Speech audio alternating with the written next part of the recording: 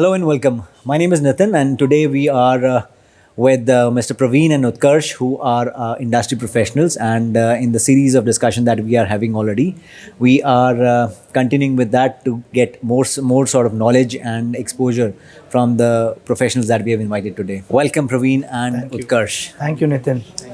So to give you a brief overview, we have Utkarsh, who is a graduate of RICS School of Built Environment, year 2017, and from REUI specialization. And we have Praveen, who is a managing director from Ajva SP. So I'll request each one of them to give a brief background. Yeah. So Praveen, if you can. So, Nitin, thank you for this session. So, we are basically a boutique valuation firm.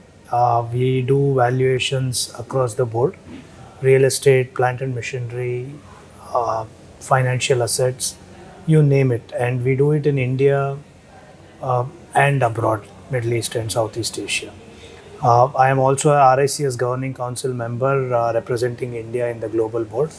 I'm in the fag end of the term, and RICS in that way has contributed immensely in the way my valuation career has moved in the past 20 odd years. So I became a member of RICS way back in 2010. When I was a banker, I used to work with GE at that time.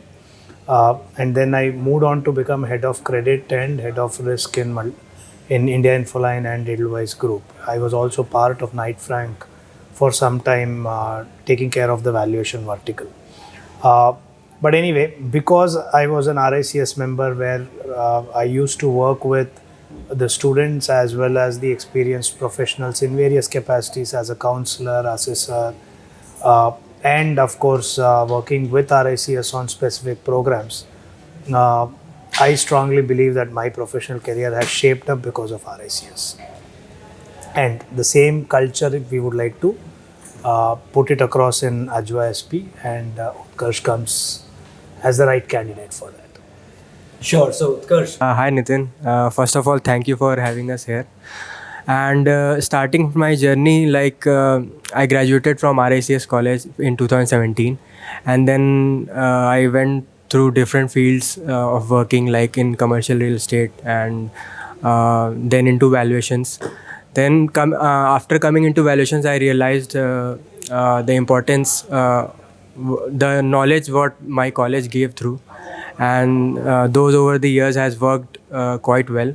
So then looking into the companies, I worked into Cushman Wakefield and the valuation vertical of Blackstone. After that, I met Praveen sir, and basically we were working together on some international assignments, which eventually we turned into business.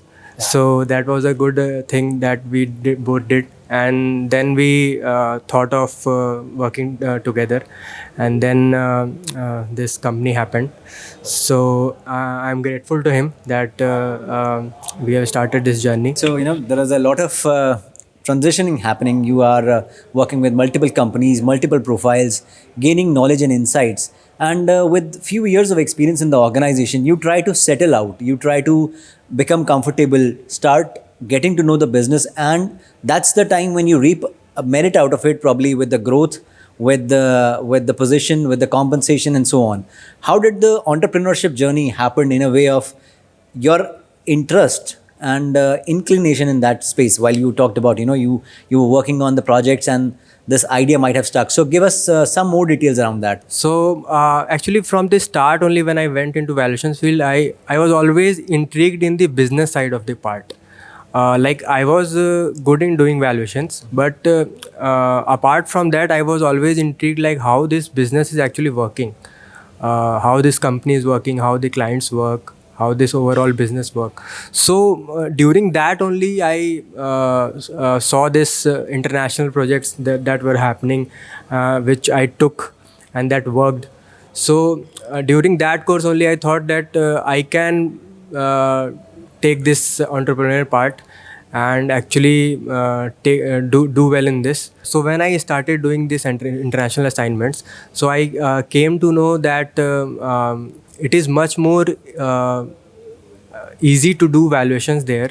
Easy in the sense the data from the market is easily available in international markets as compared to India. So when I started working in that international projects, so I could see the difference between those market in India. So I wanted to implement those things in India as well.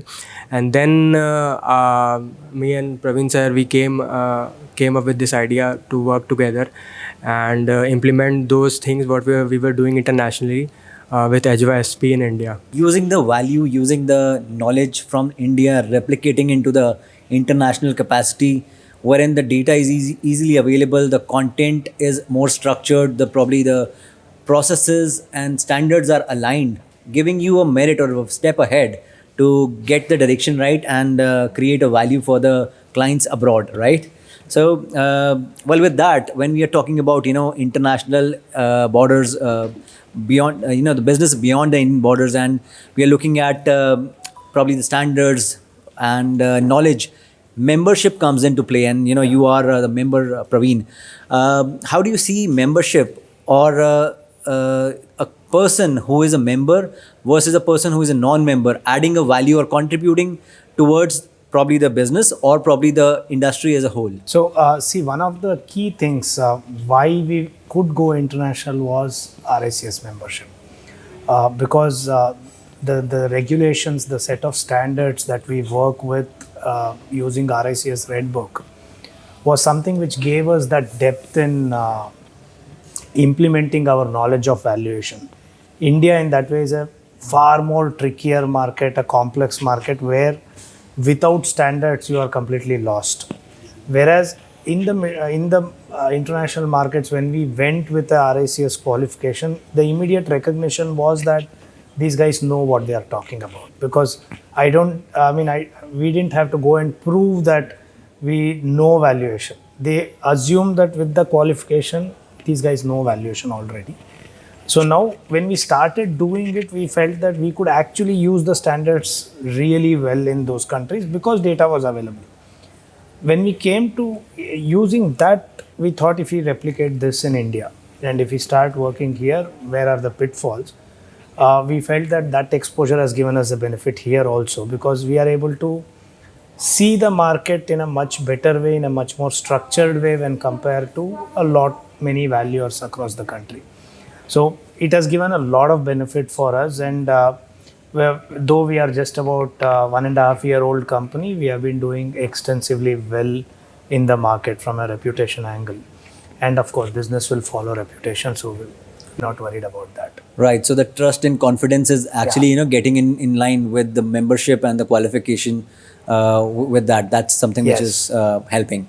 And I see that Utkarsh will be falling in line in terms of MRICS with the prelim route there, and we hope to welcome you there pretty soon. So while we have talked about Ajwa, let's try and see how the business model looks like. What are the problems that we are solving? If you can show some light there. So in India, we know the regulations as per the government of India, where they have been talking about 3 different silos of work. Based on the asset class, they have divided valuers into land and building valuers, plant and machinery valuers, and security and financial asset valuers. We are one of those firms who have ability to do all the asset classes due to our understanding or agreement with one of our sister concerns, which is a registered valuer entity. That's one key distinct advantage. Secondly, our international exposure gives us an understanding of the law and the way we look at rights and its values on an international level, also to see that how does the global economy impact the Indian economy, or how the Indian economy impacts the globe, and how it impacts valuation on an overall basis. So we do a much more professional valuation than most of our peers in the market. Thirdly, we are also helping the government in trying to build up a regulatory space to ensure that the valuers are regulated with knowledge and logic rather than an ad hoc based regulation.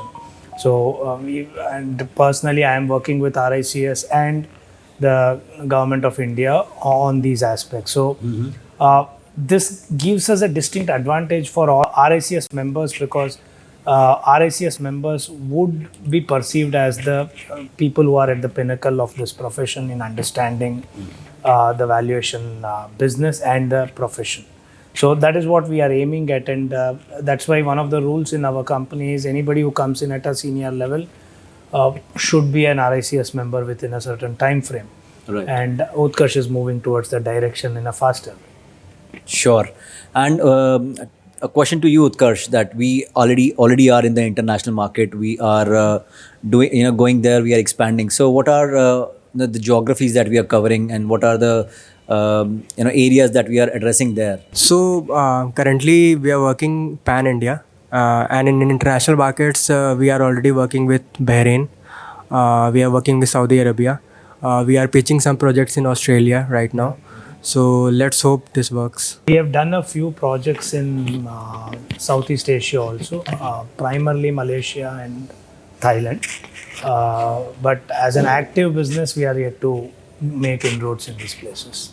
Sure, we wish you all the best in that space, and I'm sure that a lot of projects and consultation, lots of opportunities will flow in, and given the confidence and trust we have, given the exposure and the knowledge that we have, we are sure to win those projects. We are sure to win, get that thing in our favor, and we'll be able to solve the business problems and professionalize the profession there. Yes. Thank you. Thank you for your time today. Thank you, Nitin.